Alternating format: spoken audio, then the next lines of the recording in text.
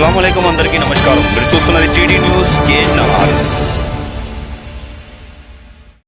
Telangana CM Revanth Reddy గారి గౌరవానికి భంగం కలిగించినందుకు బీఆర్ఎస్ వర్కింగ్ ప్రెసిడెంట్ కేటీఆర్ గారిపై చర్యలు తీసుకోవాలని కరీంనగర్ కార్పొరేషన్ కాంగ్రెస్ పార్టీ అధ్యక్షులు కార్పొరేటర్ వైద్యుల అంజన్ కుమార్ గారు మే 5, 2026 రోజున పలువురు కాంగ్రెస్ పార్టీ నాయకులతో కలిసి కరీంనగర్ నగర 2వ పోలీస్ స్టేషన్లో దరఖాస్తును సమర్పించారు.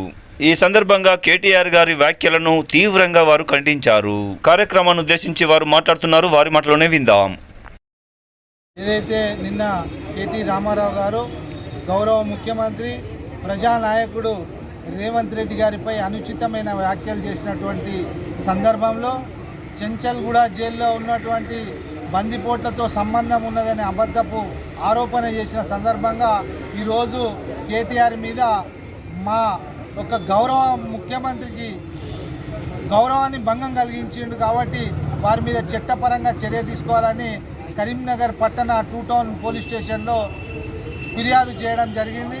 నిజంగా కూడా పచ్చకామీలు వచ్చినోనికి లోకమంతా పచ్చగా కనబడ్డట్టు దోపిడీదారులకు దొంగల ఆలోచన తప్పించి చెంచల్గూడ జైలుకు ఎన్నడూ కూడా రేవంత్ రెడ్డి గారు పోలేదు. వారు పోయింది ఇదే కేటీఆర్ యొక్క జన్వాడలో ఉన్నట్టు ఫామ్ హౌస్ పై డ్రోన్ కెమెరా ఎగిరేసినందుకు చెర్లపల్లి జైలుకు వేయండు.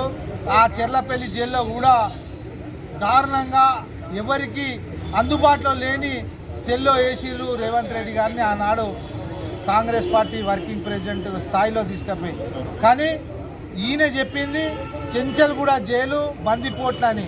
మరి బందిపోట్లతో వీర్లుకున్నది, వీరి రాష్ట్రాన్ని దోసుకున్న దొంగలే కేటీఆర్. జాగ్రత్త, మళ్ళొక్కసారి గౌరవ ముఖ్యమంత్రిపై ఇలాంటి అనుచిత వ్యాఖ్యలు చేస్తే కరీంనగర్లో నీకు తగిన బుద్ధి చెప్తామని పత్రికాముఖంగా హెచ్చరిస్తున్నాం. సమర్పించిన వారు రాజ్ మొబైల్స్. అన్ని రకాల సెల్ ఫోన్లను రిపేర్ చేయబడును. మల్టీప్లెక్స్ ఎదురుగా Karimnagar. TD news KNR. Please subscribe. అస్సలాముఅలైకుం, నమస్కారం, ధన్యవాదాలు.